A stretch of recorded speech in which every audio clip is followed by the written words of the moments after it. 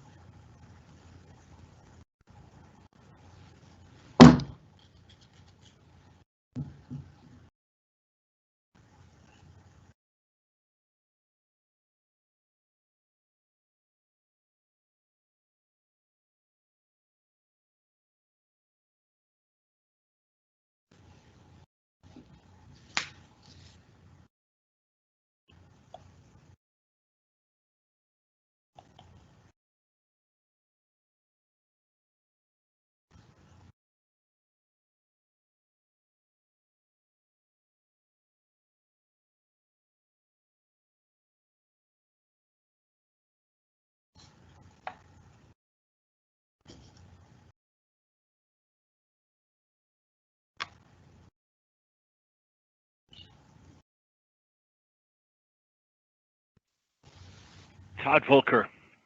is now joining.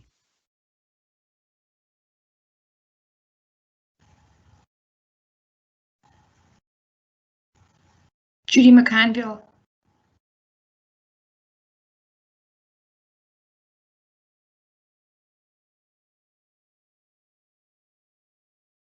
Debbie Burns.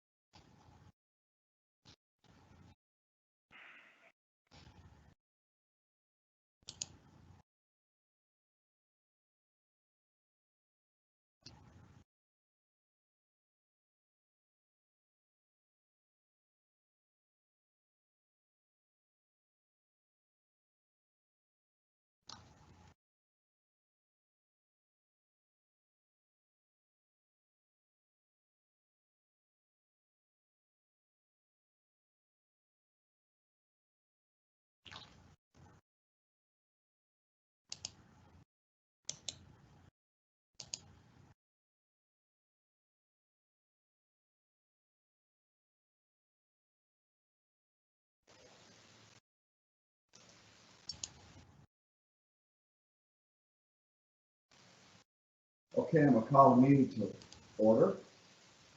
This needs to be over here. Okay, can you hear me, guys? Yeah. Wave if Yes. you can hear me. I see Judy and I see Deb. I don't see John. All right, I'm gonna call the meeting to order and I'm gonna start off with roll call. Hughes? Here. Where do you go by again? Hughes. Hughes? Sesto? Here. Reese? Here. Barron? Here in person. Out there in Ethernet. Stone? Burns? I'm here. Okay. McConville? Here. Volker? Here. Mango? Okay. There are 4 members in person and we have 3 participating via tele-web conference, whatever you want to call this. First order of business is the approval of the minutes from our, well, let's see, we got approval of minutes of the Plan Commission held in November. And we have January and we have February. So November, is there a motion to approve the minutes from November? A motion. Moved by Kurt, is there a second? I'll second. Debbie seconds. Any other additions or corrections? Those were the corrected minutes that you put out. Okay. Hearing none, all in favor say aye. Aye. Aye. Aye. Opposed? Is there a time lag on this? Or is this live? Live, all right. Okay, that one's approved. Then we have the January 27th meeting. Motion to approve. Okay, it's been moved by Judy. Is there a second? So moved. Moved by Kurt, seconded by Kurt. Any omissions, corrections, additions? Hearing none, all in favor say aye. Aye. Opposed? Motion carried. Now, the last is the February 24th meeting minutes. Is there a motion to approve the minutes? Moved. So moved. Moved by Kurt, is there a second? Is Second. that you, Judy? Yep. Okay, it's seconded by Judy. Any additions, corrections, omissions? Hearing none, all in favor, say aye. Aye. Aye. Aye. Opposed? Okay, carried. Now, first item under old business is a public hearing zoning request from R rural to D commercial light industrial for property located at 1780 North 2753rd Road, Ottawa, Illinois 61350. Is there a petitioner here? Yes, sir. Okay, you have the floor. Please address the board. Speak at the microphone. Yes, please. Stand over here. If you could please state your name and address, please. Thank you, Commissioner. My name is David Richmond. I own the property that was aforementioned. I moved to Ottawa 6 years ago. My wife and I purchased 129 East Jackson, which is right next to the YMCA. The house was in terrible shape, and we done a lot of maintenance and work and really made it pretty nice over there. And we really enjoyed the Ottawa here. And what we did was we had the opportunity last year, is our family purchased the old Kammerer property, which most long-term residents here, the town knows, it was used as a junkyard, a tow facility, a garage, and a parts, kind of like a Napa parts store. And then what happened was there was two brothers that owned it. One brother had passed away, and the property went vacant. And at that point, the city of Ottawa annexed the property, and seeing how it wasn't zoned, wasn't being used, they put an A1 zoning, which is standard under the ordinance because there was no zoning.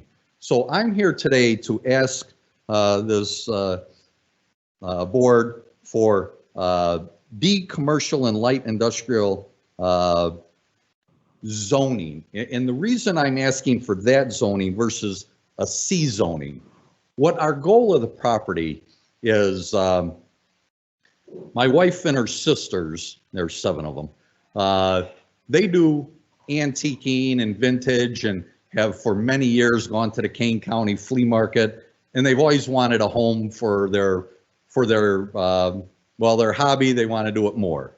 So the retail business that was out there, we're going to put my wife's business in that. And as you know, happy wife, happy life.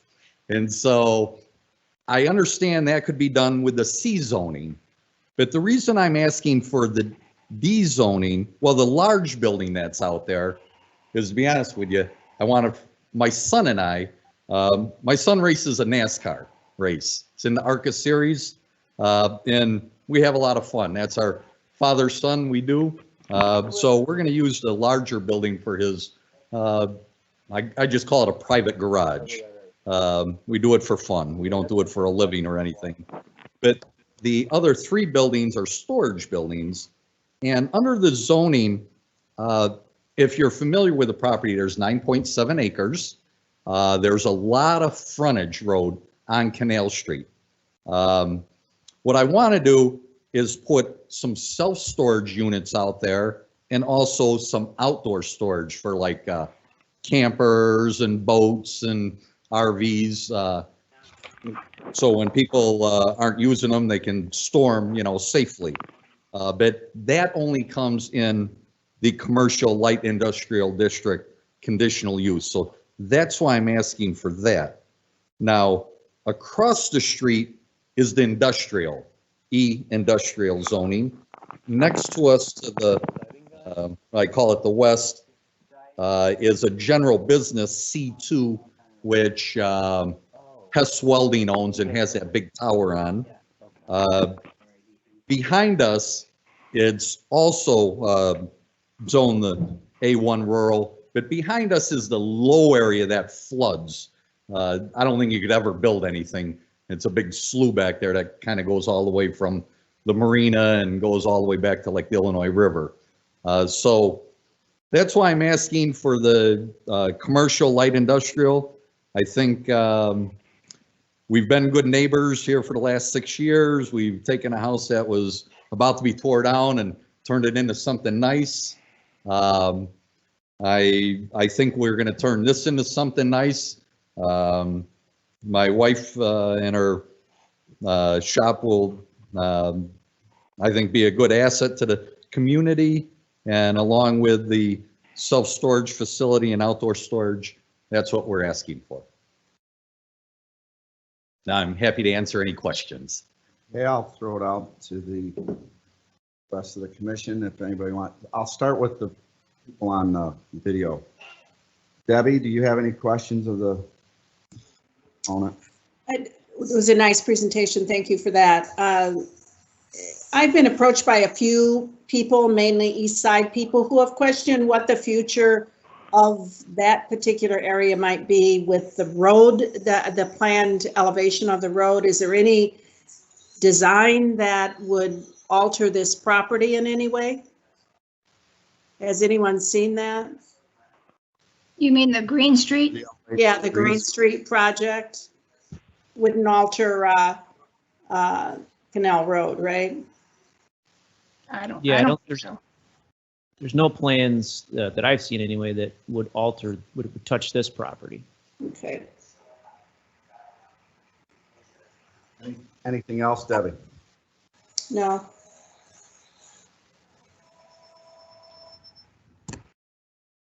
No? All right. I'm sorry, no. I thought you heard me. How about Todd? You have any questions? No, I think this on this I defer to someone who spent a lot of their life in Ottawa. Okay. All right. How about you, Judy? Yes, I have a couple of questions. Excuse me. And Todd, yes, I've spent my whole life here, so I'm very familiar with this property. What it was and what it is now is certainly much better in appearance than what it was before, and I commend you for that. Excuse my voice. But my questions are, once your wife starts this business, how are you going to handle traffic? Where are they going to park? One of the things that we hope, what we plan to do is, if you're familiar with the property, the building that sets off to the right that is going to be the retail area, to the east of that, I have my directions, to the east of that, we plan to put a parking lot into that property. Okay. If you're familiar with it, there's literally a flat area that is, well, the cameras, I think at one point had a couple hundred cars out there. It's a big flat area. We could put plenty of parking. In the future, when we come back for the conditional, well, that'll be for the self-storage facility. But otherwise, we plan to put a parking lot. There's already a road access. Yes, I'm very familiar with the property. And we plan to put a larger parking lot to the east. Thank you. I'm very familiar with the property. I knew Bob Kammerer very well. And secondly, once you get this completed, if the zoning is granted, I'm hoping that you'll do some attractive landscaping. Is that in your plan? Yes, definitely. The first thing, as you may have seen, was the fact the property sat empty for 10 years. It was so overgrown that we've taken it upon ourselves and cut down all the trees that were starting to literally grow into the property or grow into the buildings and stuff. And we've already, if you've been out there in the last month or so, I think we've cleaned it up very nice. Got a lot of that. Our goal is we're going to take down that chain link fence with the barbed wire. That's just, to me, is just, you know, when they had the junkyard, they were concerned with theft and they had the barbed wire. And to me, I don't want to drive in any place that has barbed wire. And so in turn, that'll be one of the first things we do is take down that barbed wire and the majority of that chain link fence. Thank you. You are to be commended for the job you've done in cleaning it up. Thank you. I have no other questions. All right. Who wants us? We'll start down on this. Any questions for him? Also, Very nice presentation. I had one question. I don't know excuse me if you mentioned it before, but what piece of the property are you planning on storage units? Would it be like closer to the road or? No, when you look at the property, there's the, kind of on the left is the garage. It's a 40 by 80 garage, red.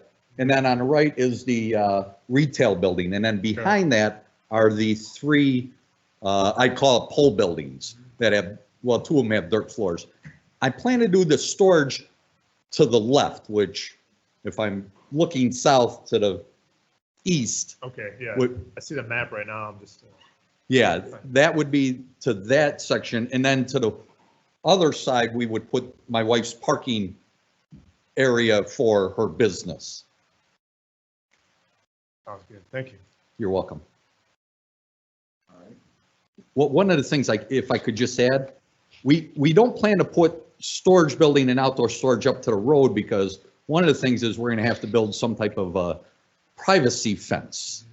And so that would be whatever setbacks and, you know, there's acreage out there. So it's not like I'm, you know, at like Jimmy John's or Subway trying to figure out where I can put two cars. Sure. We have literally acres and acres of flat property out there.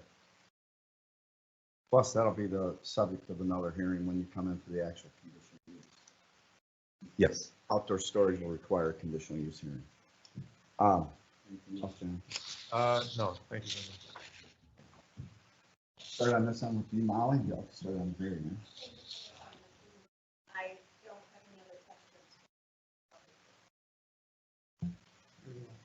All right. Anybody else join in? Brent, Yeah.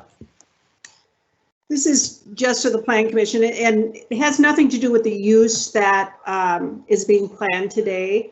But because zoning passes with property and not just the use that this family has for this property, I would want to be mindful, and I'm not opposed to his uses certainly, but when it's time to sell this property to the next person, that D-zoning is so vastly different from one use to another. I mean, it can have freight stations and truck terminals and machine companies. Sorry to my family, but I don't know that sometime in the future, we may want to look at how diverse D-zoning is. I think some of D-zoning might go into E-zoning, quite frankly, but it's not a part of tonight's conversation. It's just a part of what we might want to consider discussing at another time to divide that up a little differently. Because if a truck terminal went in there, it would not be conducive to the traffic that goes by there, to the high school and to the east side and all of that. But just a note. Yeah, that really would be my big thing is that, you know, it would work for the purpose at hand right now, but then it's a lot of zoning for the space. It could be used for other purposes down the road. All right. Well, we can get into that when we have a Right. discussion about the vote. But anybody have any other questions to Mr. Richmond? Richmond. Yes. I got blocked out of my thing. Oh. I apologize, guys. This is the first time we're doing No, this. it's all. Okay, so you're the guinea pig. You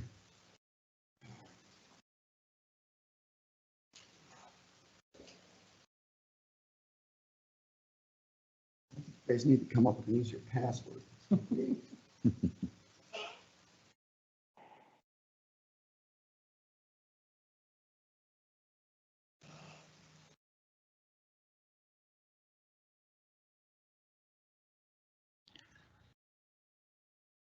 But I use the same one. That way I can remember it. I don't think anybody else has any more questions for you, so you can just take a seat for a minute. Okay, thank you. Thank you, Mr. Richmond. Does your attorney want to add in anything? Okay. Now I'm going to open it up to the public, and this was a continuation of a previous hearing. We started this before and you guys weren't here, so we continued it tonight. Give you an opportunity to present your proposal. Is there anybody in the Ethernet want to comment on this? I don't think anybody's joined us. No. Going once, twice. All right, we're gonna move along. Now it's for us. We need a motion for this proposal, either to approve it, to recommend approval to the city council, or a recommendation that we disapprove it. So if somebody out there want to make the motion? Brand, I would move that we rezone the property from rural to decommercial light to industrial for the property located at, I don't have the address. I don't have the address, but you know what property. 1780 North 2753rd Road. Yes, thank you. I would move that. I'll second. It's been moved by Judy, seconded by Todd. Now we're open for discussion. So Debbie, this would be your opportunity to comment about the de-industrial zoning. You just notating that it has a lot of other uses that you don't find conducive Yeah, to that. certainly if they to a use in dezoning, many of those things would be inappropriate for that particular location and the traffic pattern that goes through there. That might be a plan commission. I struggle with the vast differences in dezoning, and I think that's an inside project that we as a plan commission can look at. Maybe we spill some of that out into E. Truck terminals, you know, that, think about that, and those high school kids going by there every day by the hundreds, and well, they used to anyway, and hopefully they will another day soon, but I don't know. That I think we'll look at that another day. I think that's a good idea. Yeah, I think that makes sense because maybe there's too much of a jump between C and D. D might have been at one time, D might have been where they just put everything else, but they didn't know what to do with it. So they put it in D. Yeah, it varies. All right, anybody here have any comments about this?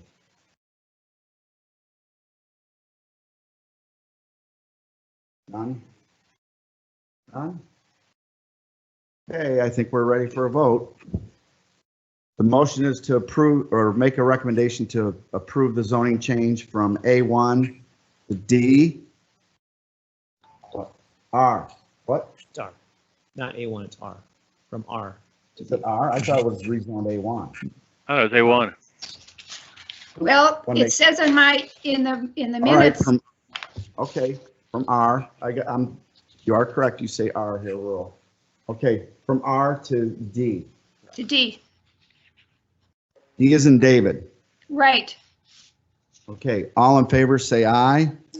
Aye. Aye. Opposed? Motion carried. Well, this will go to the next city council meeting, which will be next Tuesday. So you can come back and then go through this process again. They might have you sit in another room though. But thank you, gentlemen. Hold on. Doug? No, I was just going to say for us here, when you do talk, make sure you talk close Oh, so everybody can hear you. can you guys hear me? Yes? I'm getting like a wave. All right, next up on the Happy Hip Parade here is new business. Public hearing to consider a conditional use permit for a drive-through for MCK Properties, a property located at 101 East Canal Street, Ottawa. There's a person here for MCK Property. Hi, Dwayne Cronkright. You have the floor. Hey Kevin, everybody this is a really interesting experience. Like, and then the delay on thing. We were on I'm sorry, quick story. We were on a Zoom call with over 50 people. You can imagine how much chaos that was. It was ridiculous. But anyway, we're looking at the Triple J ice cream building that now is built as a drive-through. However, it's never been zoned for drive-through under the C, is it C2? No, it was a conditional use, and because it sat empty, or it Right. didn't use it for over a year, the conditional Conditional use went away. Okay, so So now you have to come back. and we're ask coming for- back to talk about it and reconsider it. So I'm here to answer any question. What I want to do is a coffee shop drive-through to do coffee and pastries. Kind of very similar to what I do now. That's about all I have. I'll start off with some questions for you, Very good. if everybody doesn't mind. You have hours of operation, Yeah, right now we're looking at 6 a.m. to 6 p.m. okay, and do you use an outdoor speaker? Yes. Okay, and what's the decibel level on that? Well, the decimal level will be according to what somebody in a car would need to hear. So I wouldn't do anything louder than what McDonald's or Jimmy John's or any of those guys do. There's also some technology on the fixture. So if there are some problems, like oftentimes when you go through drive-throughs, the speaker is flat on the menu board. You can get casing to stick out, which makes the sound more directional and not spread out as it's coming out the speaker. So there are some things that you can do to assist with that so that it's not interrupting the other environments. The only reason I say that is because of the neighborhood you're in. Right, I mean, you do have residential that's just to the east of you. exactly. And I could see where some of the neighbors, if you start drive-through at 6 o'clock in the morning, somebody'd say, oh, he started up his damn drive-through at 6 this morning. I was trying to Right. sleep in. Right. So if there's a way there's plans for that to muffle that sound or direct that sound more towards the car. Yes. We obviously, and the direction of the menu board will be more towards Columbus Street as opposed to towards the residential area. Towards the alley. Yeah, yeah. Menu board will face, Yeah, not add it, necessarily east. exactly. Yeah, it's definitely headed west, but it is at an angle, so it's more southwest than it is like south or southeast. Towards the Jimmy John's property. Not, yeah, but not even directly towards Jimmy John's. Jimmy John's is faced pretty south. Yeah, ours would be more southeast. But they're not open at 6 o'clock in the morning. That's the only difference. Exactly. All right, anybody else? I've got two questions, Brent. I'm gonna come to you, Todd. I was giving these guys an opportunity first. Molly, you have any other questions? No. Kurt? No. I'm good right now also, thank you. All right, Todd, you have it. Okay, I don't know. Have you done this kind of operation before? Have I done a drive-through operation before? A coffee shop kind of thing? Have I done a coffee shop? Yeah, I operate Jeremiah Joe Coffee. Do you? in Okay, downtown. I don't know. I'm not at the Sorry meeting. about I don't know you Very sorry. or your name I or should anything have like that. Okay. And the second thing is, are you changing the lighting in any way? Parking lot that's a lighting? good question. Yeah, so that you're not illuminating. I have not explored that. So right now, there's only 3 parking spots in front of the shop, and there's no like yard space lighting outside other than what's on the building. I'm trying to think. I'm trying to think right now. I don't know if you need any. But you're right. I mean, I've seen situations where lighting is really think bad the in a building- residential area. Yeah, there's a light on the east side that illuminates that outdoor seating area, but I don't recall any on the south side or on the west side where the seating area is, and then on the east side where the drive-through window, I don't remember any lighting being there. And I guess I was trying to figure out how you're going to do the signboard or whatever. Are you going to change the entrances or exits at all? No, entrance and exits stay the same. The only thing you're doing right now is to just reapply for the existing drive-through as it is, except for maybe speaker system for ordering, correct? Yes, and, but you're raising some really good concerns, so as I'm doing the build out, we need to take in consideration sound concerns and lighting concerns. So I know I'm gonna need lighting, so, but we have different options for lighting, like I don't need to illuminate the sky or the buildings around me. I do need to eliminate the drive-through space. Like people need to see Right. what they're doing going through the drive-through itself and the menu board. So, and Some of that might some of that might be affected by what you want to do outside for the outside seating too. You know. right. We are for the drive-through part. We are going to do a canopy above the drive-through ordering window, and that will have illumination down on top of that drive-through space area. The purpose of the canopy is for when you have inclemental weather. Oftentimes, if it's raining, people will only open their window by a little bit, and it becomes a real communication issue for people who are trying to order. I worked in a McDonald's drive-through once. Okay, well, okay, so you know.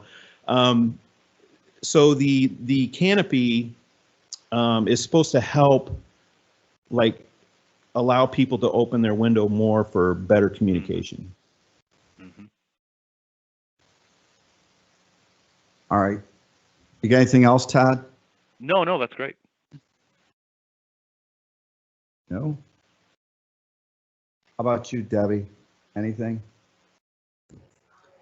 No, I have nothing. I'm very excited about this project. I think it's wonderful for the community. Thank you. And how about you, Judy? I'm equally excited. Dwayne runs a wonderful business, and therefore I do have a question because he is so successful. I'm a little concerned about the traffic. And I know how hard it is to get into that. And, he mentioned something that he was going to change that signboard so that traffic wouldn't be stacked up out onto Columbus Street. Would you address that, please, Dwayne? Yeah, so those were some questions that I asked early on when I was considering the property. And so I worked with a drive-through menu board company called the Howard Company, and they're actually out of Wisconsin. And so I sent them the kind of the ground plan of what is existing there. And then they sent back to me what their recommendation was, based on traffic flow, how many spaces were available in the drive-through area. And one of the key things that was a important element was you needed to have a car picking up an order. You need to have a car waiting to pick up an order, and then you need to have a car giving an order, like placing an order. So, and what that does is, that is like the bare minimum that you need through a drive-through. Ideally, you would need something like what McDonald's does. McDonald's stacks, I think, 4 or 5 cars before you get to the window. So that's an ideal situation, but I don't have that because of the existing drive-through. Right. So where the menu board will be placed will be in that range so that you have an order being placed, a car waiting, and a car picking up. Okay. And that is, with the space available, that is the most efficient for the drive-through. Now, that's outside. Oftentimes we forget on what's going on inside, because that's a very key component about efficiency, how orders are communicated, how orders are processed internally. And so, spent a lot of hours looking at what Starbucks does with their drive-throughs, looked at what other independents have done with their drive-throughs to try to factor in how do we become more efficient behind the counter. And so what you see at Jeremiah Joe now in our walk-up indoor type location would never work in a drive-through. Because of where equipment is placed, where the cash registers are placed, and things of that nature. Because I'm going to need additional equipment to run efficiency, which means I'm going to need more cash registers. I'm going to need more, like I need an additional espresso machine. And even when it comes to the blended drinks, you need more equipment in that area. Once you start adding more equipment, then you add more sinks. You know, you start adding all of these other little things. So, but the point there is you have to think differently in order to become more efficient in your process. And so I've been in communication with Doug. I think we talked about the drive-through piece, but one of the elements I would want to stress to you is the how we process the order inside also creates its own efficiencies, not just outside. Okay. Because I'm going to need additional equipment, How many cars can you stack? which means I'm going to need more cash register. Oh, we're getting up. Is now joining. How many cars can you stack? From the menu board back. Yeah, so before we get to, from the menu board back is going to be 4, and that's before we get that's off of Canal. So if you count somebody in Canal, then that's 5. Okay. And then if you get after that, then you have. Well, the issue we don't want is the Jimmy John's problem where you get them backed out onto Columbus Street. And now you're taking out the right lane on Columbus Street on a very busy street in the morning. Yeah. So with traffic going north. So you're saying you can stack 4 and you'll have 1 waiting and 1 getting an order. That's Well, okay, no, 6 you said from the menu. I thought I was talking from the menu. So on if your property. So if we go into from the drive-up window, From then- your menu board where people are putting an order back, how many Yeah. can you? that's 5. Then it's 7 to the drive-up window. Because you got 1 at the window and 1 waiting. Mhm. And how many do you think you're going to be doing? Okay, on a so good morning. yeah. Okay, once again, we have to go inside because once you receive an order, you have to know how much time it takes to make certain products. You know, so for me, I know I can make a regular sized latte, vanilla latte, in 1 minute and 40 seconds. Like once I get the order, once I start steaming the milk, pulling the shots of espresso, and then mixing it all together, I can do that in 1 minute and 40 seconds. However, that's pretty rare because most people are ordering more than just 1, or they're getting pastries, or they're doing other things, or they're not ordering a vanilla latte. They're ordering a vanilla latte with sugar-free syrup, oat milk. They want half decaf, half regular, and then you've got all of those things going on.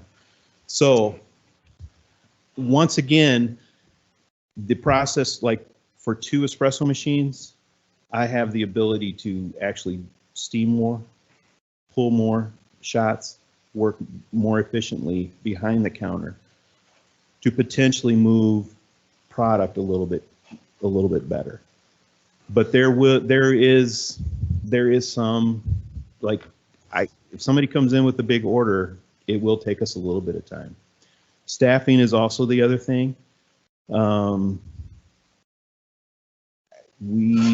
We're looking at 2 to 3 people at a time to run back, and that's at a minimum. So ballpark, how many you think you're going to push through in an hour? Man, 20, 25, maybe.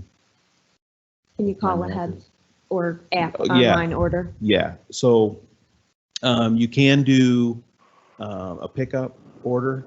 And the challenge there is I don't have a lot of parking out front. So I may have to keep that, and if we're keeping curbside delivery going, that may stay at the current location, and then drive-through might be primary.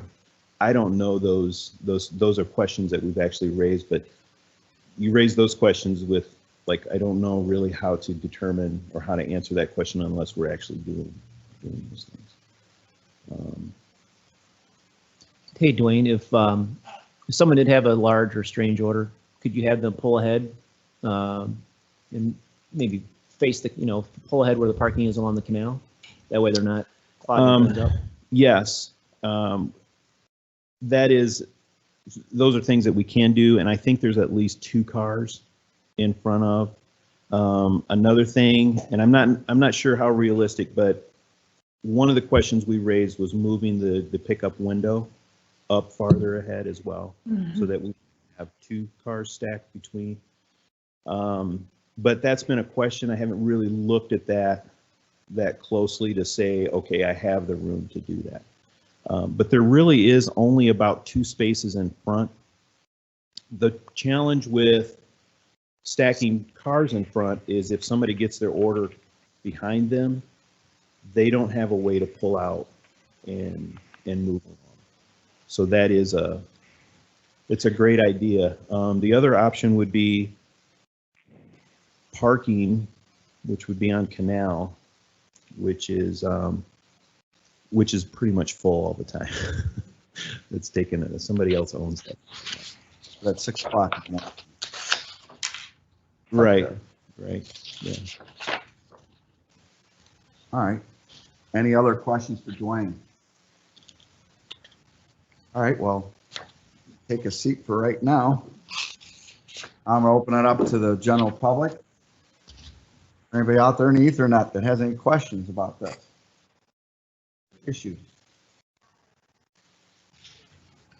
I'm not hearing any. So, time for a motion. I'll motion. It's Debbie. Okay. I move we concur with the findings of fact as outlined in the staff report and recommend approval of a conditional use permit for the drive-through at 101 East Canal Street, Ottawa, Illinois. Thank you, Doug. For the findings of fact, you did a good job on that. Okay, is there a second? Second. I'll second.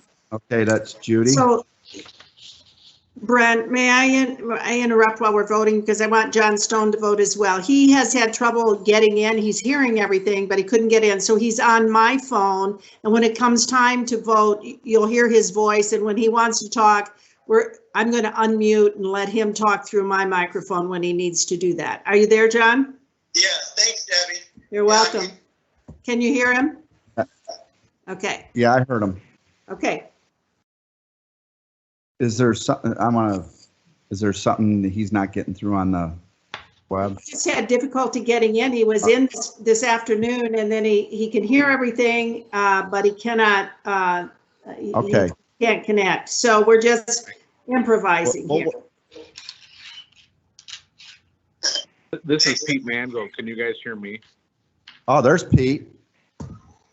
I've called and I'm watching online, but I've called in. All right, Pete, you have any questions for Dwayne? I didn't know you were out there. No, I do not. Okay. Is there anybody else out there in the Ethernet that we don't know about? No? Okay. All right. Well, this is a work in progress, folks. All right. So Debbie made the motion and Judy made the second. Now it's time for our little discussion. Anybody up here want to have any? Now's your time to chime in here. I would agree. I think that the whole plan is pretty well thought out. I had jotted down a couple of notes. It's rare that I think we have somebody come and is presented that's had such a well thought out plan, especially for traffic, including drive-through efficiency. Most folks don't show up with numbers, and minutes, and how long it takes to make something. So that was good. There was a couple of comments about the canopy and also the electrical and the lighting, specifically out in the parking lot. I think the city can certainly address that when he pulls permits for either the canopy or electrical. So I think the city, the engineers will talk about that, and I think everything is well thought out. Anybody else here in the room tonight? Then I'm gonna go to the internet. Jonathan? No, I think everything else was also great. Just small background of construction. There's a lot of lighting out there that I've seen where they've used like shrouds. They almost push the light to the edge shrouding, push it towards Columbus Street instead of National. I've seen them work. That's always an idea. Everything's great. Anything now? No? Thank you for the time and the information. Okay, now I'm gonna go out. John Yep. Stone would like to speak. Brent? Yes. Hello, everyone. First of all, you guys covered a lot of the questions I already had on the project. I do like the idea of queuing after the order. So if they have to move up in front in some manner, that will help traffic flow, I think. But that's probably one of the major areas that I'm concerned about, but I think that it's been addressed, and I have no further questions or concerns. Okay. And how about Pete? Anything else? Nope, I'm good. Concern, issues? I thought you did a great job of laying it all out.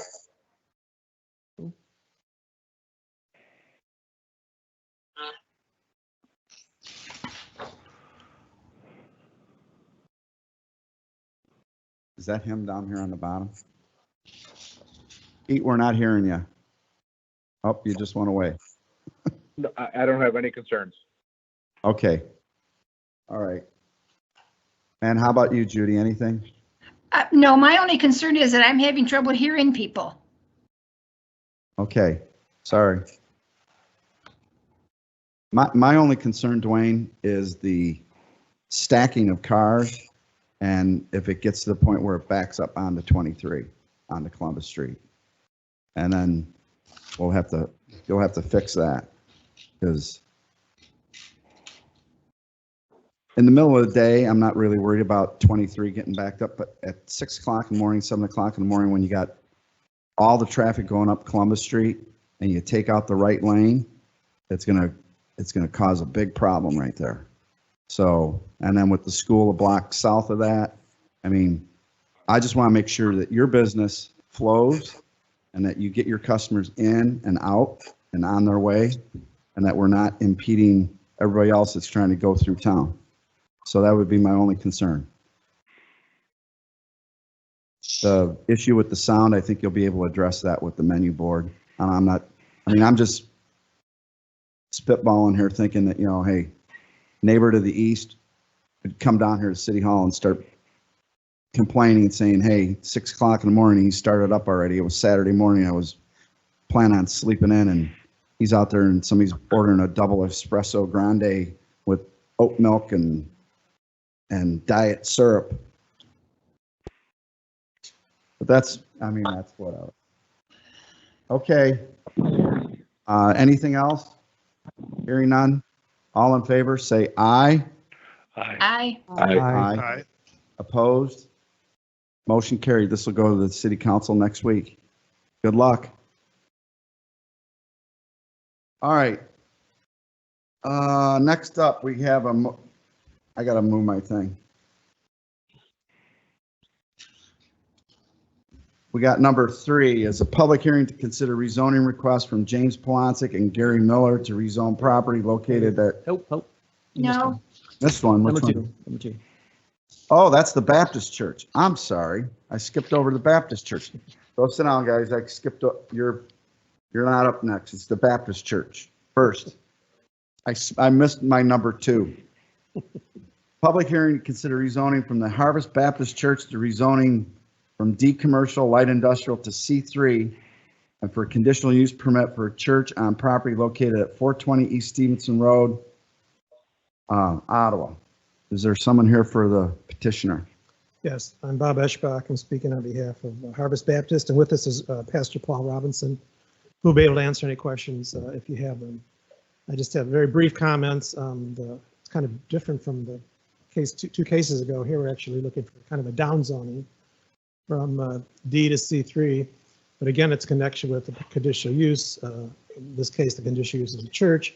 Conditional use for churches is not allowed in D.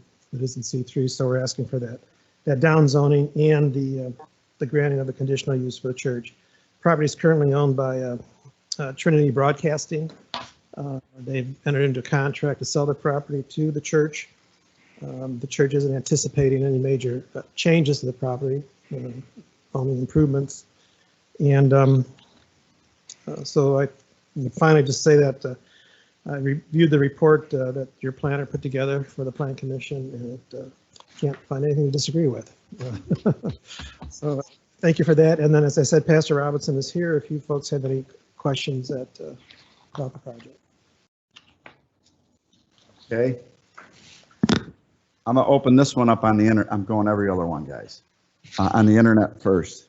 And since I skipped over you two before, I didn't know you were on the phone. Pete, I'm gonna go to you first. Do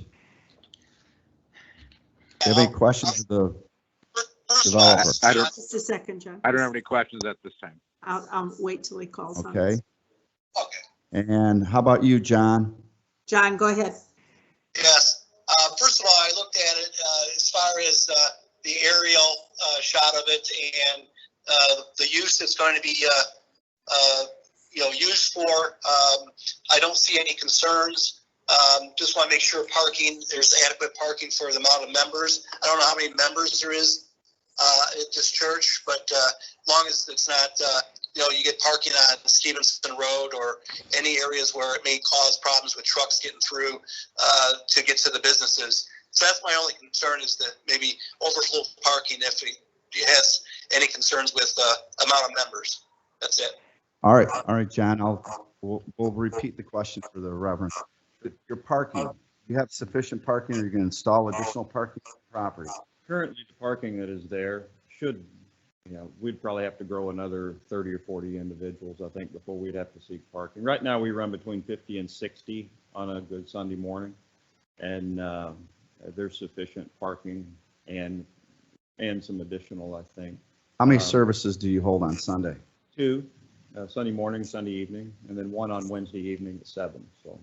And do you have Bible study or anything like that too during the week, or is that on Wednesday? No, that's the Wednesday. That's Wednesday? Evening, yeah, 7. So, we don't, Sunday, I think the times that we would meet, which would be like from 10 to noon in the morning, I don't think would create that much additional traffic. You're talking about maybe 20 or 25 vehicles that would come in there. And then Sunday evening as well, 6 o'clock, not much happening around that part of town, so I don't think we would add a lot of additional traffic. Rarely would we ever have anything. I mean, we're a church, so you're going to have events, like say a Saturday youth thing in the afternoon or something like that. But again, I don't think it would be generating enough traffic for any concern there. But we wouldn't. I don't think need any additional parking. We'd have to grow 20 or 30 individuals. And then if that be the case, then, if you got, I think he said something about the aerial view, you see the property behind, we would have to look at potentially putting parking back there. I would not want to be honest with you. I mean, because that's kind of it's an open area where you can, the kids can, play volleyball, things like that. So, I mean, we wouldn't want to do that, but, potentially we could if we needed to, if we needed parking. Okay. We would see this place as, we would not outgrow this place for years. And so that's why we like it. All right, I'm gonna kick it back to John. You have anything else besides the parking? No, I do not. Thank you. Okay. Now I'll go to you, Judy. Do you have any issues? No, Any none. questions? I have no questions. Okay, how about you, Debbie? No questions, thank you. I think that was no question. Right. I'm not gonna forget. No I'm questions. looking at 2 on the screen, and I know I got Todd out there. You got 2. How about you, Todd? No, I'm fine. Thanks. Okay. All right.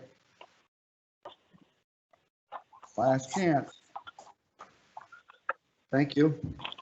Now we're going to turn it over to the public. Anybody out there in Ethernet land that joined us that we don't know about?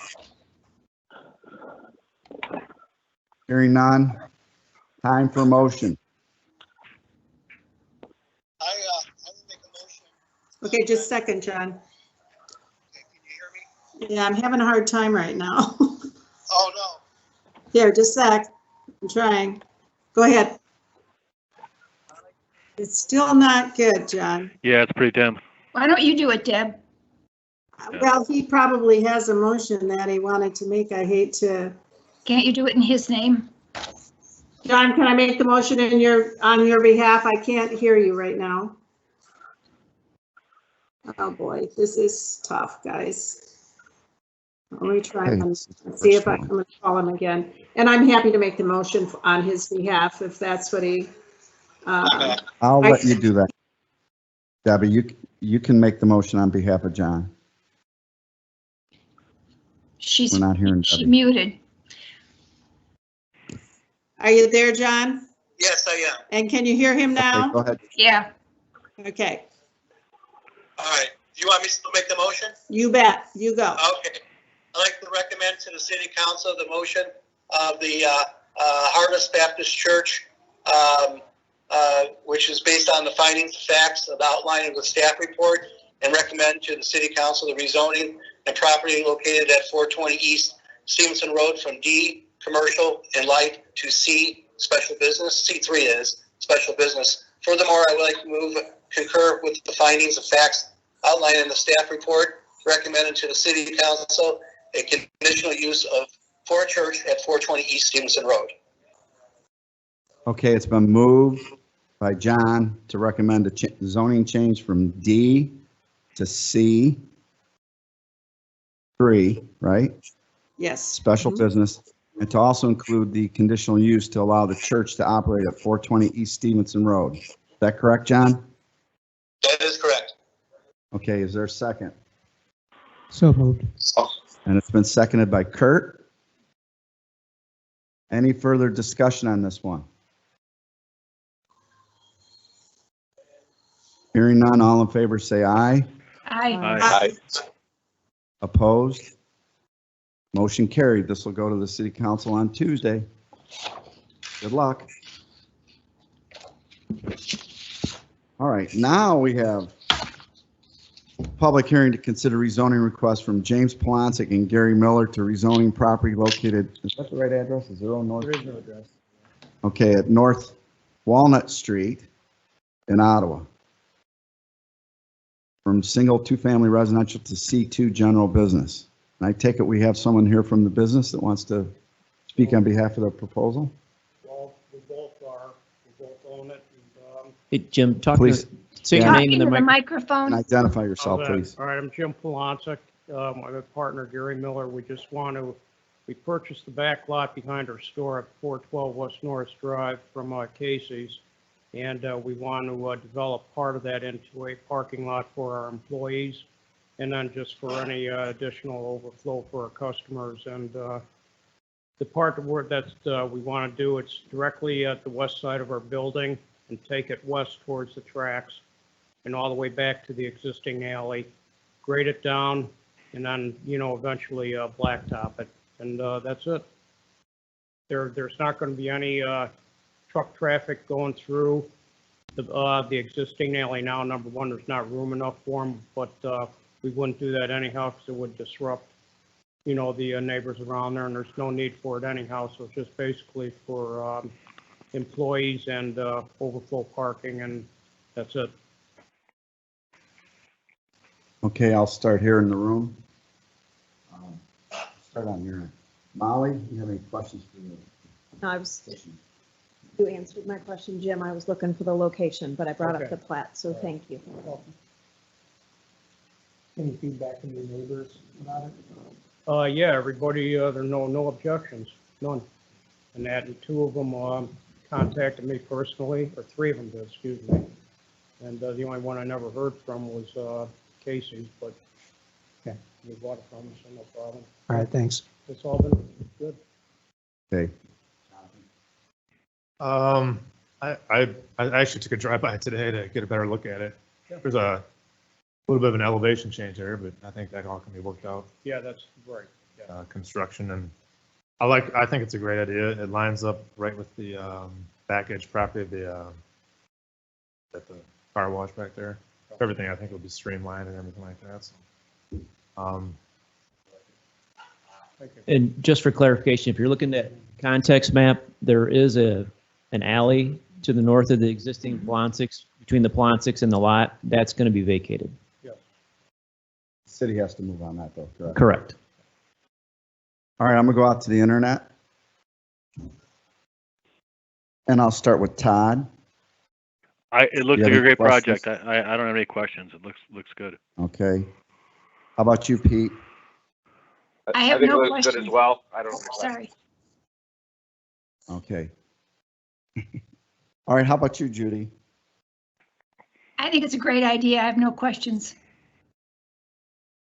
Okay. And is John there? Yes, can- yes. Yes. Do you have any uh, questions, Brett? John? Yeah, I do. One thing I did not get a chance to do is go by there, but I'm familiar with the area. One of the questions I had is that a couple of years ago, we had the Highway Restaurant pretty much do the same thing across the street where they made additional parking, and they did some landscaping. And I just wonder if there would be any consideration of some buffering landscaping around the parking lot, that they could consider that. Otherwise, that's the only concern I really have in the whole property.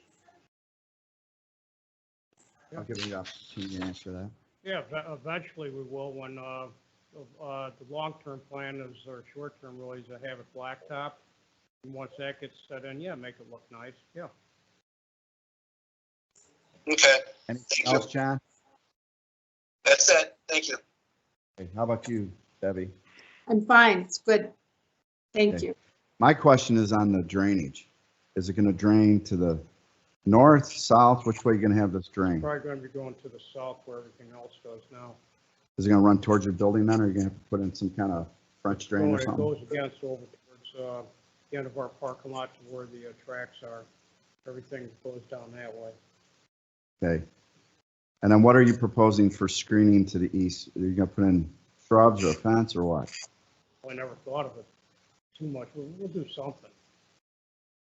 And for a parking lot, can they pave the whole thing, or do they have to have a buffer on that? I was just going to say, so the parking lot will trigger a DRC review, design review committee, and that's something we'll look at as landscaping and obviously where the water goes. And then lighting as well. Correct. Okay, anybody else have anything you thought of?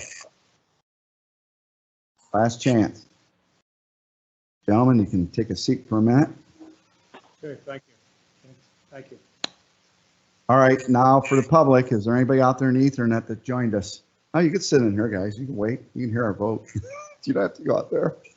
Two. Anybody out there? Don't hear anybody. Okay, I need a motion.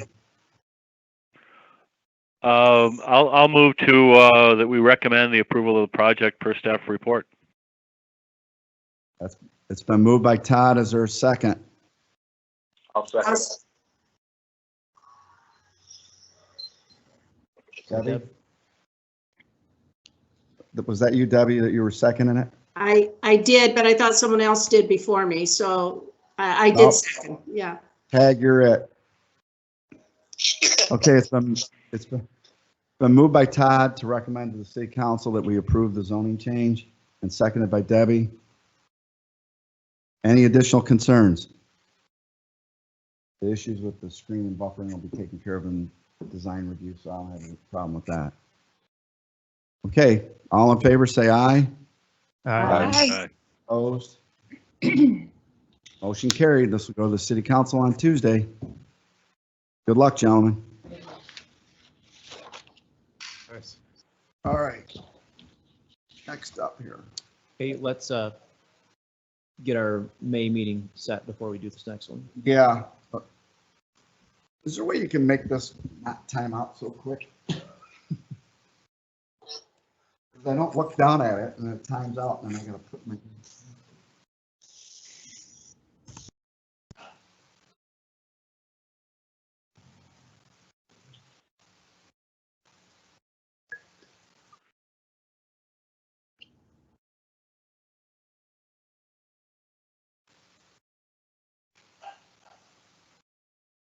I guess while we're waiting, guys. I got it. Okay. All right. Our next meeting is supposed to be at May 25th, which is Memorial Day. I don't know too many people want to come here on Memorial Day evening. So we got to come up with an alternate date because it does impact the next two things because we're going to have a continuation of their, do we start their hearings and continue them? That's what we're gonna do, right? 'Cause then you'd have to republish if we don't do it. Correct. Because we're gonna continue the next two, or Just the next one. next one, okay. To that next meeting, hopefully. So, everybody get out their little calendars and their smartphones. See, when a good date would be for our next meeting. I'm good. I'm grounded. John said he was open. I'm About, flexible. I'm just kind of throwing it out here. June 1st, maybe by then, some of these restrictions may or may not be lifted. June That's a good 1st would point. be the following Monday. Is everybody okay with having our May meeting in June? We'd have 2 meetings in June then. It's all right. Or would Yeah. you rather go? Fine with that. Who was that, Pete? Pete, yeah, I'm fine with it. All right, let me just go through the roll then. Pete, you're okay with the meeting on June 1? Yep. I think he said yes. He Yeah. did. Okay. How about you, Todd? Yep. Debbie? Yes. How about you, John? Yes. Okay, Judy? Yes. Jonathan, you okay? Yes, I'm good. Kurt? Yes. Molly? Yes. Okay, I'm okay with June 1. So let's reschedule our May 25th meeting to the June 1st, same time. Hopefully we don't have this to deal with, but you know, hey, Peter will be better. yeah, well, much better at it. All right, next up is the public hearing. Consider a rezoning request for Financial Plus Credit Union to rezone properties located at 823 Walnut Street and 516 West Jefferson Street. Are they both B? Yeah, They're both B, the C3 special business. just real quick. So the reason we're continuing in this is there's 2 other properties they discovered that they had not had rezoned historically. So there'll be 4 properties that they're going to ask to have rezoned. That's why we're continuing it. Will we have to amend this then, or have to open a hearing on those other 2? No. No, if we can wrap it up all in the same thing. Okay. All Well, right. It'll be the same hearing. I'll have to publish for those other 2, but we can open up the public hearing. It'll be part of this public hearing. And We can consider all 4 properties at the same time.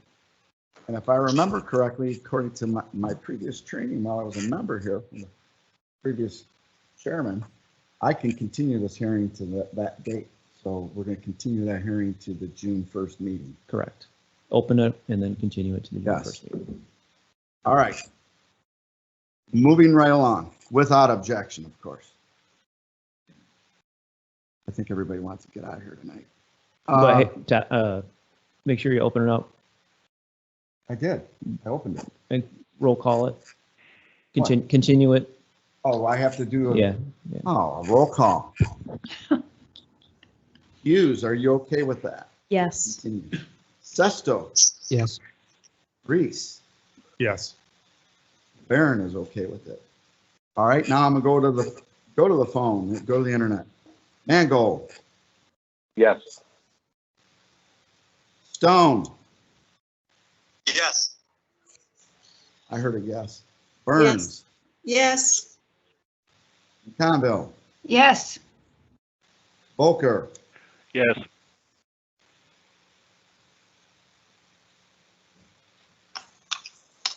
take him off of mute. Todd, you there? Yes. Are you okay with continuing the hearing? Oh, yes, until yes, June yes, 1? yes. Okay. All right, we're gonna continue that hearing until June 1. Oh, thank God it did time off. All right, now, we can move along. Correct? All right.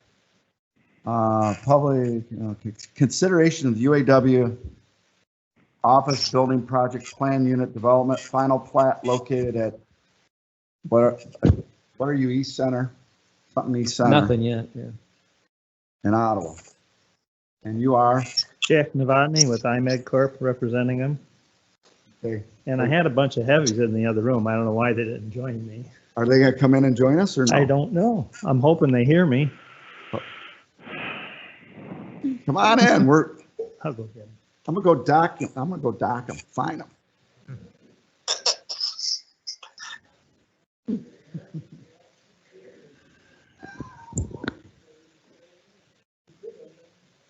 We like seeing you out here. Pull up another chair. All right, go ahead, Jack. You got the floor. This is And- on the final plat on your pod. Yeah, the new office building that they're going to build this year, they finally sold their other one evidently, and we're glad that they're moving forward. If they haven't, why, we're still glad they're moving forward. The report from your planner tells us that we've got everything in order, it sounds like. This recommends that for approval of the final plat of the planned unit, the office building project, planned unit development, final plat.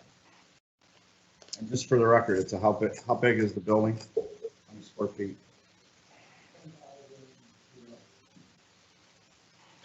And we've got parking lots, hooked to the city sewer, the SWEP plan, of course, the,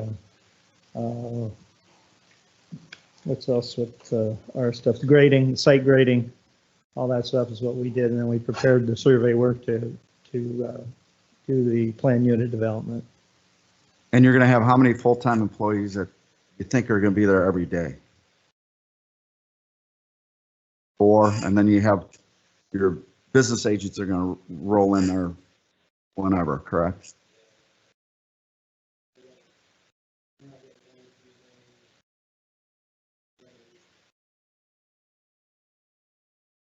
I think it's a good plan.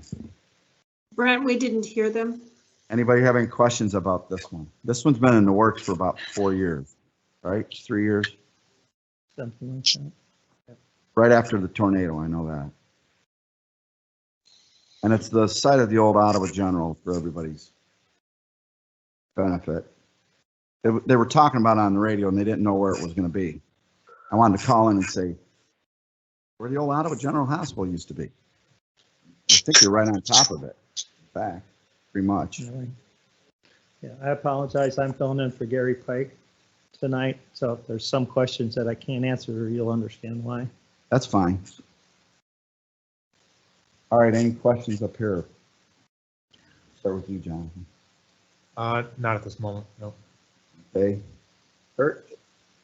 No. Molly? No. All right, we're gonna go out to the internet. Judy, how about you? Yes, I have a couple of questions. I didn't hear the square foot area of the building. Just over 10,000, Judy. Is it 1 story or 2? One story. One story. Okay. Yes. You want to come up to the microphone or? You got any more, Judy? No, that's what I wanted to know. Okay. All right, how about you, Debbie? What is the capacity of people working there? 4. Administrative people, correct? Administrative staff mainly. Okay. Anything else, Debbie? No. How about John? Hey, Brett, this is John. No, I do not have any further questions. Okay. All right, Pete? I do not have any further questions. Okay. And how about you, Todd? No. All right.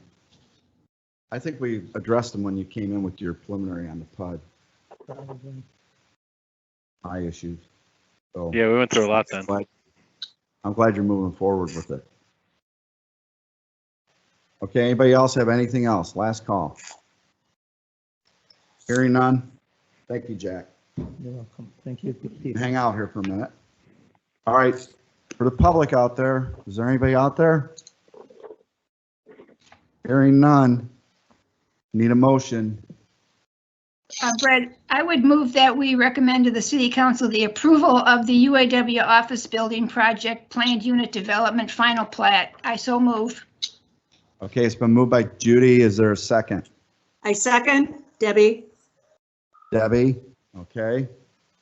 Any further discussion on this? This is just going to complement your other facility that's there, so I think it's going to be a great addition to the city. Got an issue? Oh.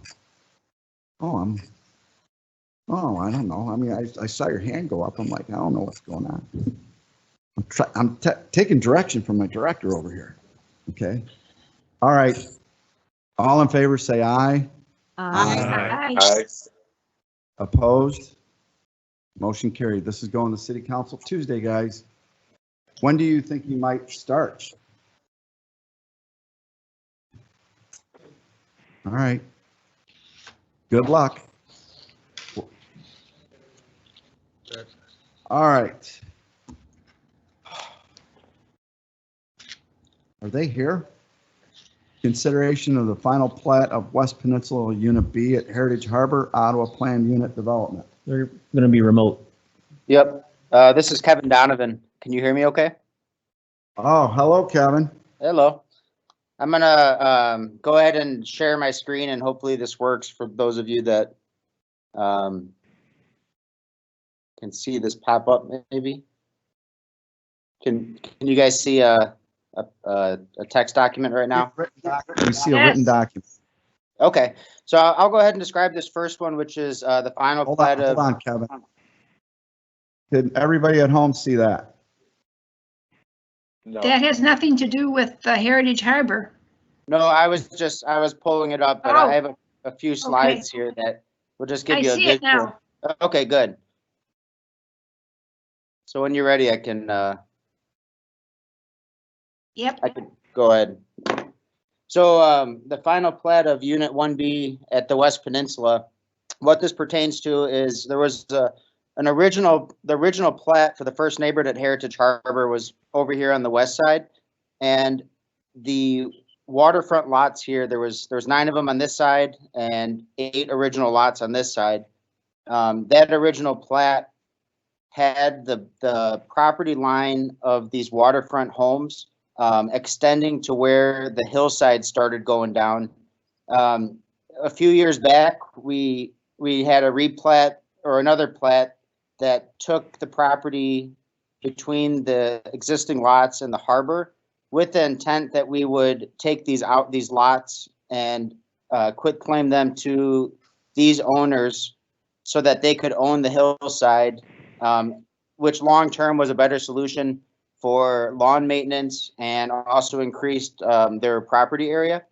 During this plat process, the engineer made a mistake and extended these additional lots all the way to the edge of the water, which included our public harbor walk area. So this final plat of Unit 1B looks to correct this. So that this was the original plat here of those lots. And what we're asking as part of this is to go ahead and put the harbor walk in an outlot that would be quit claim to the association long-term and take the liability and maintenance of that harbor walk out of the homeowner's responsibility. Luckily, we did not quit claim any of those lots that we created to the homeowners at the time.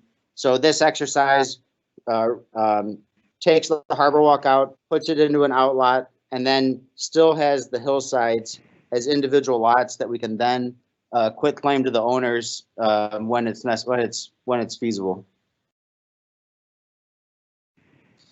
So back up for a minute.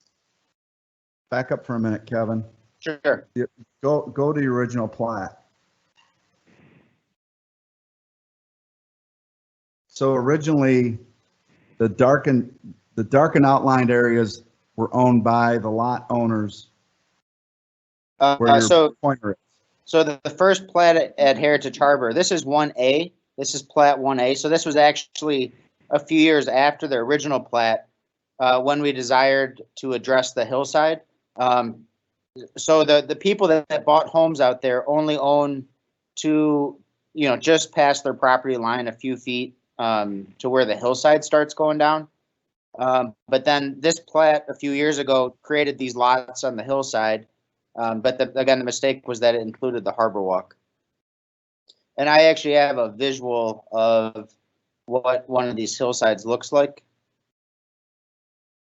So it's really, they own right past the foundation a few feet, but then that hillside that slopes down to the harbor walk, that's what we're creating as additional lots, excluding the harbor walk that we would give to the owners.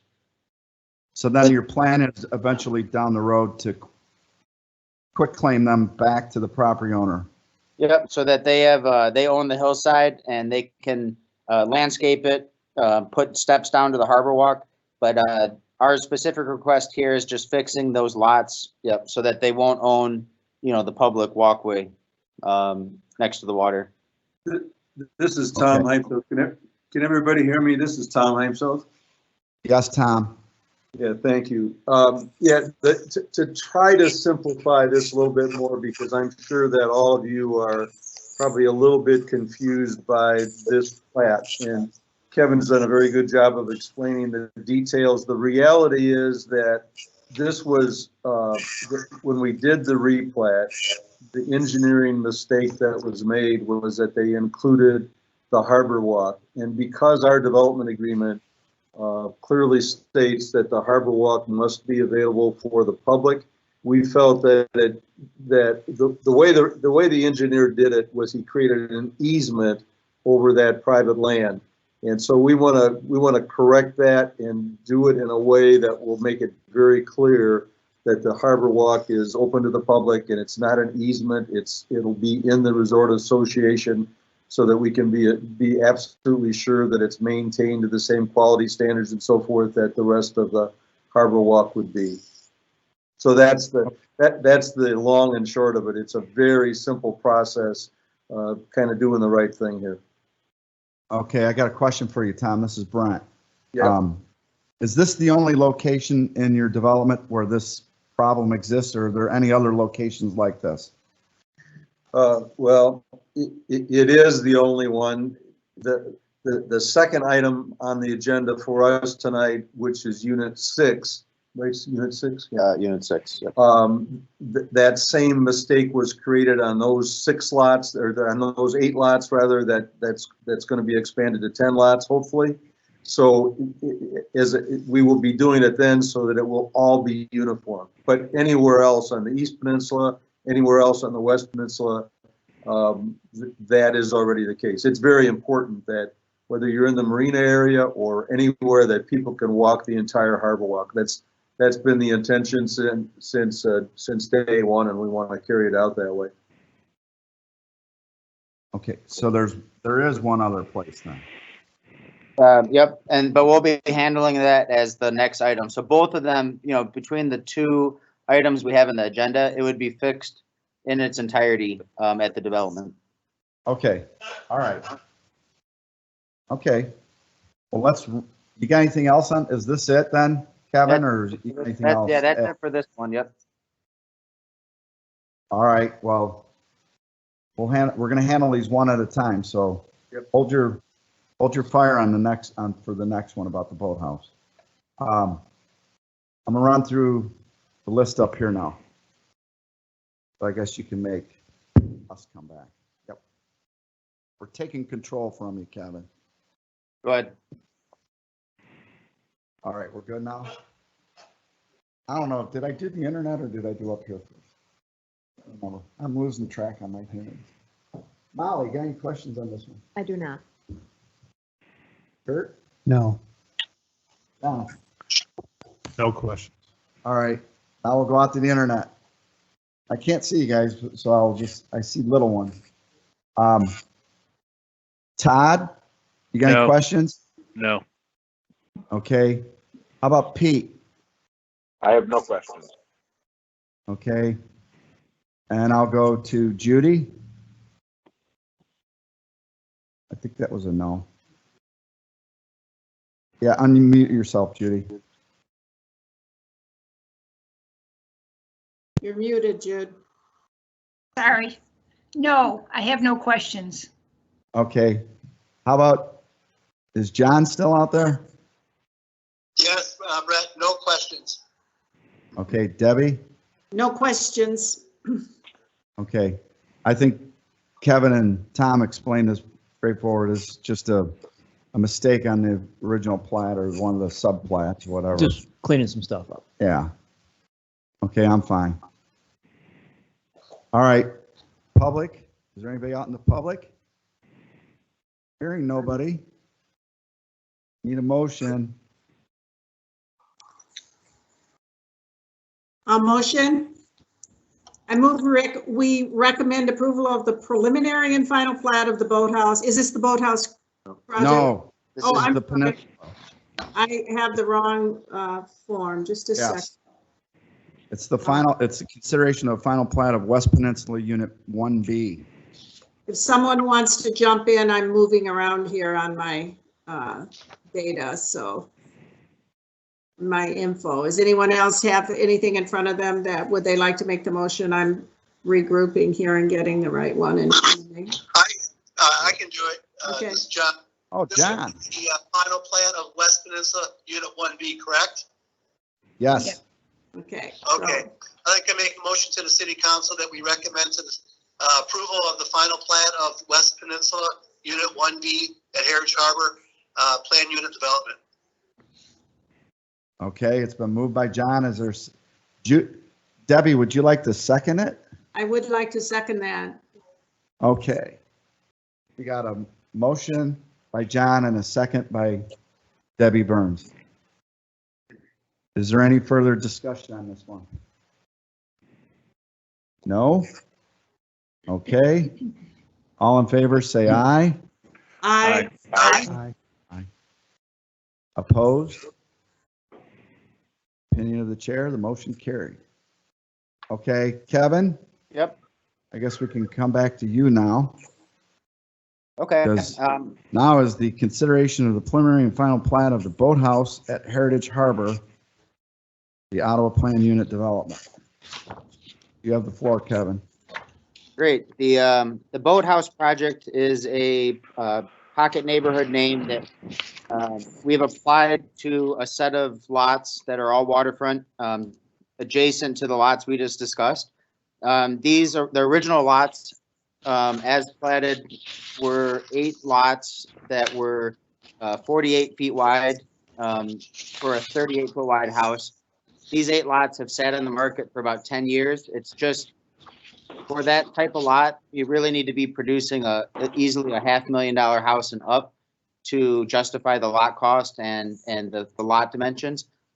So to address buyer trends that we've been seeing, specifically over at the villas at Heron's Landing, I don't know if you've been out there lately, but we actually only have one of the 31 lots left, and even sold a lot, or a house lot package last week, right in the middle of the coronavirus. So we see a demand for waterfront product in that, in the 3s and low 4s.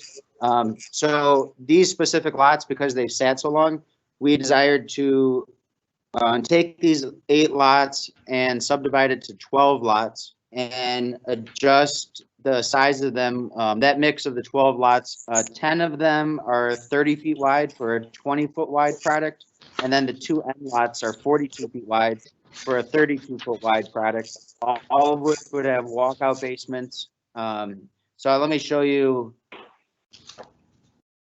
This is the new plat for those 8 lots. So there's the 10 lots in the middle, and then lot 22 and lot 33 are these wider ones that we've deemed as custom lots that will work with people to do a house. But those middle lots, based on the success we had at the villas at Heron's Landing, we took some of the strongest features and layouts, went 2 feet wider than a villa, and this is a street rendering of what this pocket neighborhood would look like. We're going to enforce kind of the neat farmhouse style architecture with and actually enforce the white and black scheme, so it really feels cohesive. The 2 models that we'll have are there's a 1-story ranch and then a 2-story 2-bed 2.5 bath. This is the view from the water. And they'll all come standard with walkout basements. And that the 1-story with the walkout's going to be at $299, and then the 2-story at $379. So we really think we're answering the buyer's demand and getting activity on lots that have really sat for a long time. Oh, and lastly, we will include one amenity with this development, which is we intend to be a waterfront pavilion for dining and lounging for these people to get activity down on the water. Nice. Kevin, can I ask you a question about the sizes of the homes you intend on building? Sure. On the 10 lots that are 30-foot wide, how big will the homes be on those lots?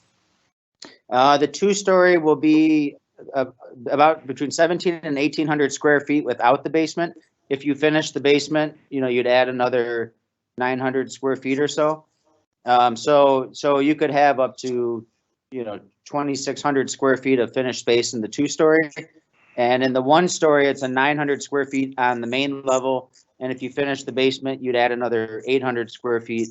So that would be another you could have up to 1,700 square feet of finished conditioned space in the 1-story model.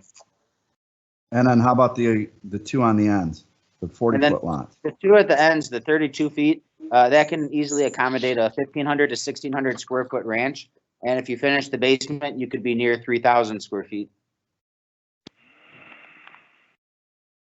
Are you proposing ranches on the ends or 2-story? That's our number one request out there is a ranch. So we really think that, I mean, we're offering them as custom lots, so somebody could build a 2-story, but we really think those, based on what we're hearing, will likely be a 2-bed, 2-bath ranch. And then if they finish the basement, they'll likely add another bed and a bath. And this is the same deal as the previous hearing, where you're going to deed back, quick claim back the lot that you don't need that abuts the Harbor Walk, correct? Yep. This wouldn't be a quitclaim situation. Actually, this would just be a part of this plat now. Yeah, so Okay. these lots, because we haven't All sold right. any, you'll see the property lines extends, but it still creates a Harbor Walk easement that's an outlot. Okay. All right. So this is Tom again, and let me just add a couple notes about the market. Obviously, we have some great concerns about the economy, as all of you, I'm sure, do. We actually feel that there's some pretty good traction going into the season if this the number of limitations we have are eased by June or whatever. We're still hoping for a very good season. As Kevin mentioned earlier, the success we've had not only with the cottages at Heron's Landing, but more recently now the villas at Heron's Landing, really show that families still want to buy second homes, especially second homes that are on the water. And so our experience there, plus the fact that we just finished in December a new feasibility study done by Housing Trends up in the Chicago area, and it clearly pointed out what we need to do on some of these price points. And so what we're doing is trying to build a kind of a branded micro neighborhood. Sometimes we call that a pocket neighborhood. And as you can see, by having similar architecture and similar color schemes, we think we can put something together that's extremely attractive. And the response we've had so far from those prospective customers that we've shared these renderings with has been pretty amazing. So the fact that these are on the water, the fact that these are at a price point that we believe people will be attracted to, and because of, in the villas we couldn't, because of elevations, we could not build walkout basement conditions. Here we can, so I think these will be even more popular than the villas were. So we think we have a very good project here. The reason that we've asked for Doug's help and your help in getting this through as a preliminary and final plating exercise, is that we are very anxious to get these going and get these on the market for this season. We're going to have a lot of challenges this season. We hope not, but it could be difficult to get people out as what we call sales traffic, that is prospective buyers coming to the resort. We hope that this gets lifted at least by the June timeframe, and I think all of us hope for that. But this is a product that I think will attract buyers, and it's very important that we get these going. So we're going to actually be putting 3 of these up pretty quickly as spec units, and we think that we will get a very good market response for this product. So we encourage your support of this project tonight, please. Tom, I have a question, and this is going to go to you. On this plan unit development, we've reconfigured it and changed it from the original plan. What was it? Probably 10, 12 years ago now. What has your density gone to on this? Has it gone up or down? Yes, so that's a very good question. I appreciate the opportunity to talk about it. In the original development agreement with the city of Ottawa, partly because of the TIF and so forth, I think the city really wanted density here. The density that was approved originally was for 900 units, and I've always said to this body and everyone that I talked to that it would have been unrealistic. So we were always shooting for about 750. I think the reality is now that based upon the market, based upon the product types that will sell in this market, whereas before we had at least a couple locations identified for some pretty mass congregate living in condominiums. Those of you who were on the commission back then know that we actually had quite a few sales initially in a 51 unit condominium building out on Pilots Point. And that type of product today probably would not get financed and probably will not get built. So we believe that today the very most units that we would have, living units in the resort, will be around 650. And even with some of these tweaks that we've done, where we're adding a few additional lots in the same amount of square footage, because they're single family and not attached and so forth, which is still what the market really would prefer in this type of a product. That's where we're going to end up, is probably around 600 to 650 units. Does that include the portion? Kevin, can you bring up the development map again? Yep. Please. Yep.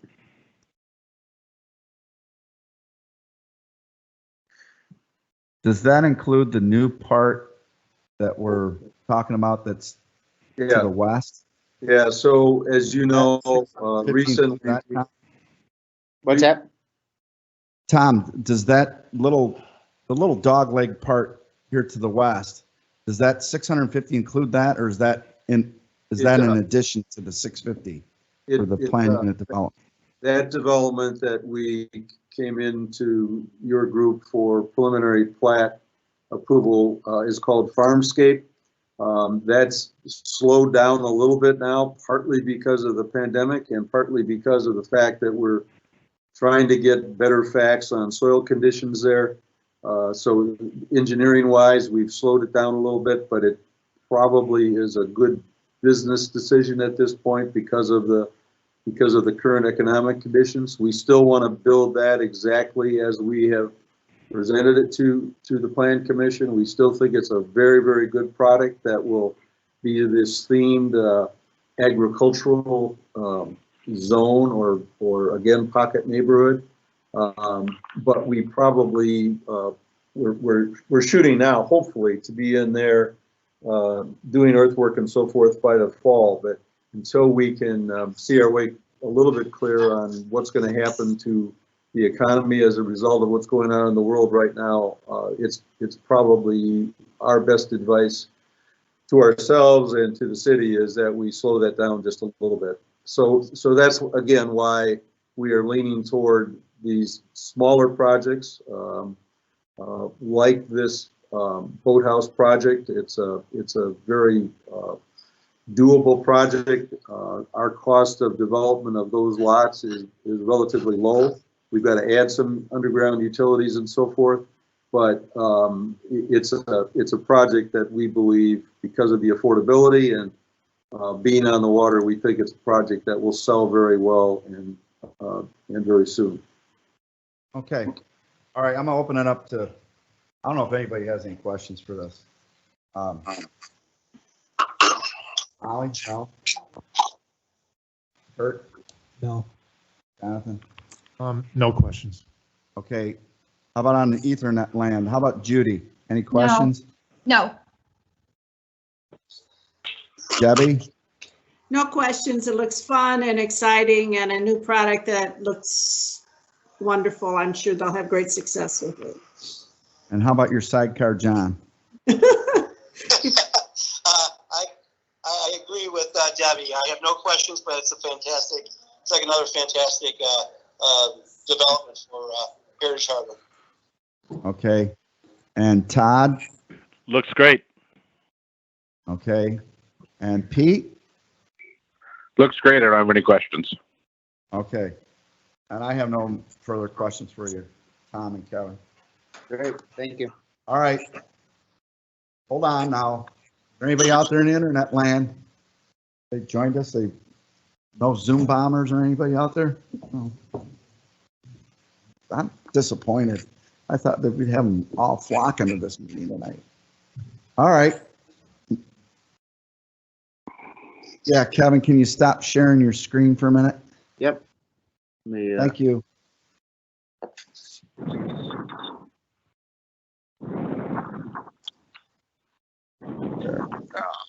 You're big again. All right. Time for motion. I think we should make the two new people do this one. Get their feet wet.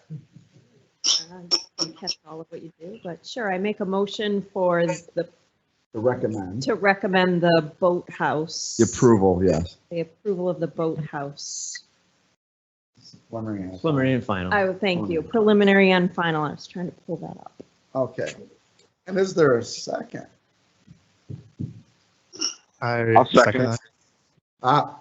Jonathan beat you. So it's been moved by Molly and seconded by Jonathan to recommend approval of the preliminary and final plat on Boathouse. Guess you're calling it Boathouse, right, Tom? And yes, yep. Any other discussion on this one? Hearing none, all in favor say aye. Aye. Aye. Opposed? In the opinion of the chair, the motion carried. Tom, this will go to the commission, it will go to the city council on Tuesday. Good luck. Thank you very much. Good being with you people virtually. Okay. I think, I don't know if I got anything else. I think I've signed into this thing 12 times now. I don't think there's anything else. Except, huh? You just have to mark the one that's fit. I don't think there's anything else in these meetings. Is there? No. We're taking care of the next meeting. Next meeting is. Oh. Our next meeting is going to be June 1st. But before we adjourn, I want to welcome Jonathan and Molly to our illustrious body here tonight, and Kurt to be reappointed. I also want to say I want to send a note out to Debbie Burns, or not Debbie Reagan, and thank her for her years of service to this commission. She's been on it as long as I've been on it, and I've been on it for 20 years. So welcome aboard. Thank you. Thank you. Hopefully your future meetings, we won't have 5 hearings or 4 hearings or whatever we had tonight. Oh my God. And we had 7. Well, we had a continuation of 1. And the one we continued in the next one, so, I don't know. 8, whatever. And we didn't have any audience. Yeah, but we, whatever. Anybody have anything else? I'd give a shout out to Kevin Bresendorf for setting this up. He worked hard to, I know there've been some glitches and there are going to be as we work through this, but he called a whole lot of us individually to make sure we were set up. So I appreciate that. I second that emotion. He's waving at you, Doug. I'll third the motion. Yeah. I'll fourth that. The one thing you did bring up, Debbie, and I think we'll have to, Doug, you heard the concern was, Right. we have to look at that D-zoning. Yeah. And, It's, yeah, because, if you read the language in the zoning ordinance, it says it's supposed to be, the way it's described is kind of this pastoral business parky, but then you look at the uses that are in there and it doesn't quite fit the description. It seems like So, it's yeah, anything. something we need to look at. and with that, we're adjourned. Thank you. Thank you, everybody. All right. Adios. Good to see you all. Thanks for hanging in, John. Hey, thanks, Debbie. I really appreciate you helping me out here. Well, Not it full wasn't the best, but Is we now exiting.